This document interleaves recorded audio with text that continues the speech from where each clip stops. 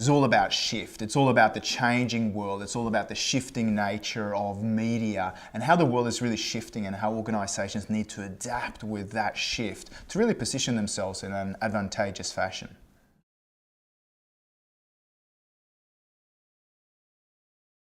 I think this conference really takes a kind of a future lens on the state of business in 2012 up to 2020. It really looks at some of the most disruptive changes that are happening. And I think it's a perfect time of the year for organizations to kind of put on a bit of a thinking cap and just look at what are the big shifts that are happening right now, both locally, but also perhaps more importantly, globally, that are going to impact businesses in Australia in 2012 and beyond. They'll be hearing from diverse perspectives, which I think is key, to actually have some uncertainty, ambiguity, and also, a sense of paradox around what's actually going on right now. It's been said that the kind of primary intelligence or genius are the people who are able to hold two competing thoughts in mind at the same time, but still be able to find a strategy within it. And I think this is the kind of energy that this Shiftkickers conference will really bring.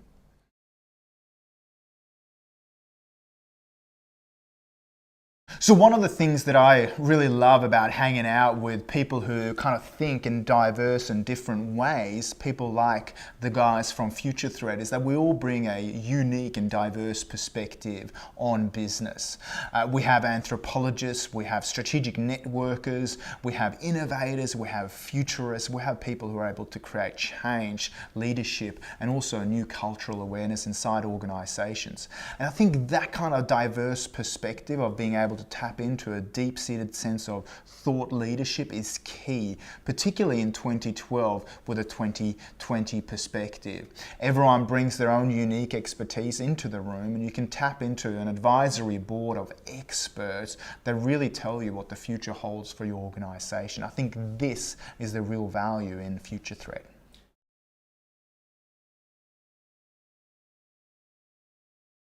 Well, in this 2012 summit, we're going to be talking about some waves of change that are impacting the world right now. And three of those shifts that we're really seeing right now is the fact that everything is now digitizing. Secondly, that because of social media, we're all in media, whether you like it as an organization or not. Even non-traditional organizations are now media companies. And thirdly, that big data holds a lot of opportunity for organizations in 2012. This kind of crazy year in the Mayan calendar, a year of disruption and change.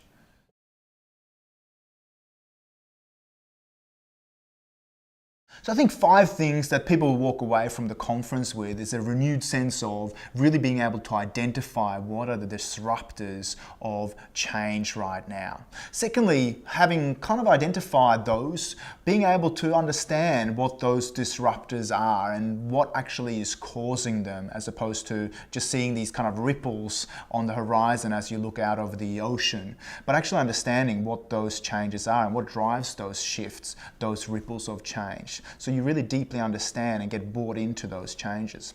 Thirdly, knowing how to really position your organization on those waves of change so that you can surf safely back to shore.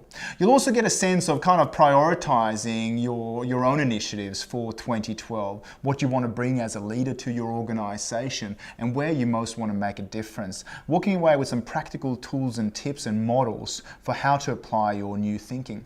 And finally, I think most critical is how you actually communicate that change to the rest of your organization. We'll give you some tools and tips on how to actually get people bought into the new shifts that result from the Shiftkickers conference in 2012.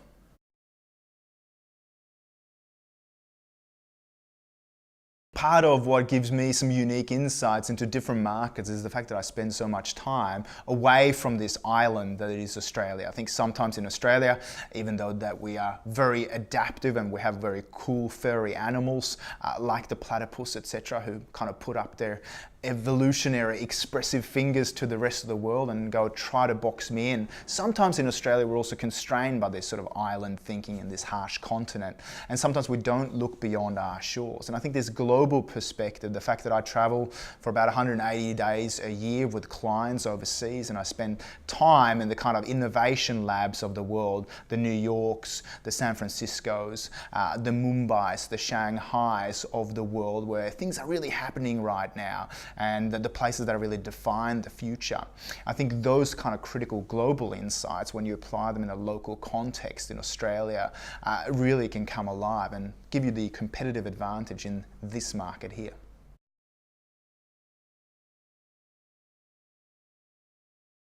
Well, everything is now digitizing. Everything that can be digitized will be or already has been digitized. If you think, for example, about how you download music, well, we didn't used to download music. We actually bought something called records or tapes. Now, of course, all of that is digitized into ones and zeros that we actually download.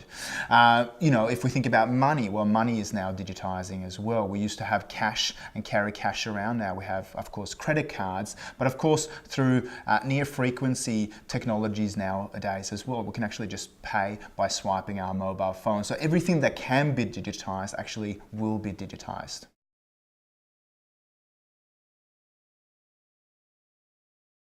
Well, I think every organisation actually needs to create its own kind of media presence, and that's by using social media. Because of social media, it's so critical that every organisation creates earned media for itself, and they need to do that via YouTube. If an organisation doesn't already have a YouTube presence, they certainly need to have a YouTube channel.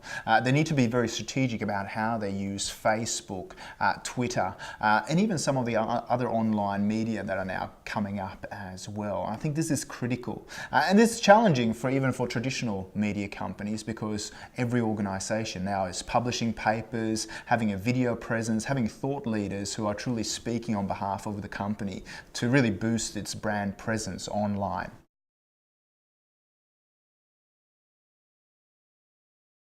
Well, big data is everywhere. If we think about Facebook, for example, what business are they really in? If we think about Google, what business are they in? They're kind of almost like a platypus style company. They play in media, they're an advertising company, they're a television company through YouTube, but of course also they're in data mining, essentially.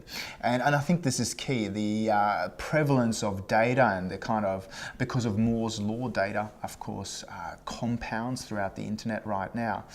Through Facebook, for example, FBI regularly subpoena Facebook because Facebook has more information about the average citizen than the FBI actually does. And I mean, this is critical. That sort of data that we now give to social networks is an essential insight into the kind of consumer dynamics and consumer behavior that is so critical for organizations now to actually tap into. And because of big data, the amount of data that we now have, organizations can use that to better tailor its commercial messages to the end consumer.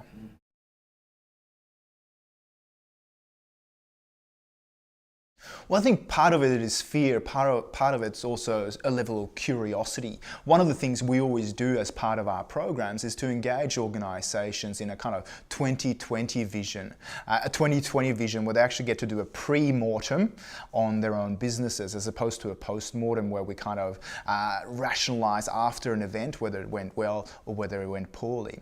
And in these pre-mortems on your business, we need to ask ourselves, what are the trends that you actually missed? What were the things you didn't do that you should have, given the kind of early warning signs on the horizons? And I think when people get an insight into what's happening right now, what are the momentous, disruptive trends that are really changing the business landscape, some people get excited by that, but some people also get fearful about it. So it's about kind of getting the people who are curious and excited about change to lead that change inside the organisation, and really supporting them to then get buy-in from the rest of us who might sometimes struggle with change as well.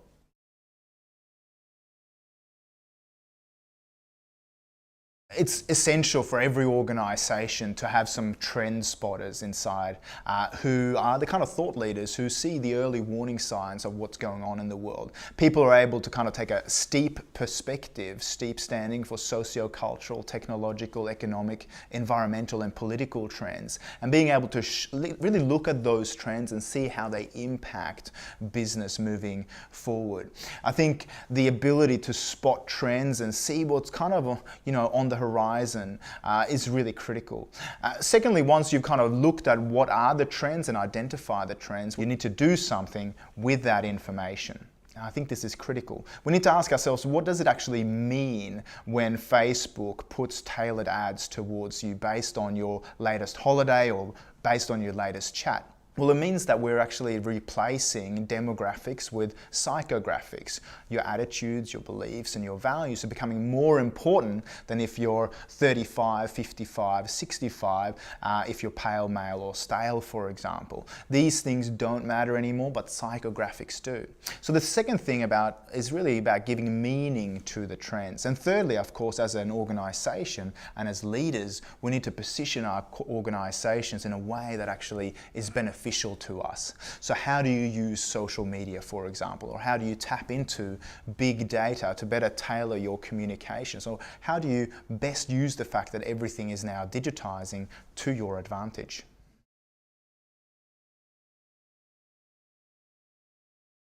So Misfits is really about people who see the world in a different way, in a different light. People who are very comfortable with change and people who are actually invested into creating change. These are the people who don't fit the status quo. So they are invested into creating change. I think one of the best examples of someone who realized that change doesn't really care whether you like it or not, the fact that it happens without your permission, is the late Steve Jobs, a man I had a bit of a professional man crush on. I think a particular example of a misfit, a person who kind of, engaged in all sorts of Eastern philosophies in a very kind of, stale business environment of the kind of computer mainframes. He was able to go away on yoga retreats, to eat organic food. He just lived a totally different lifestyle to, say, the Bill Gateses of the world at the time. A true kind of rebel with a cause, a person who's a misfit and invested in change. So really the book looks at people like Steve Jobs and people inside organisations who have been able to create big change by just turning up as themselves, authentically, different, and really the people who are driving change for the future.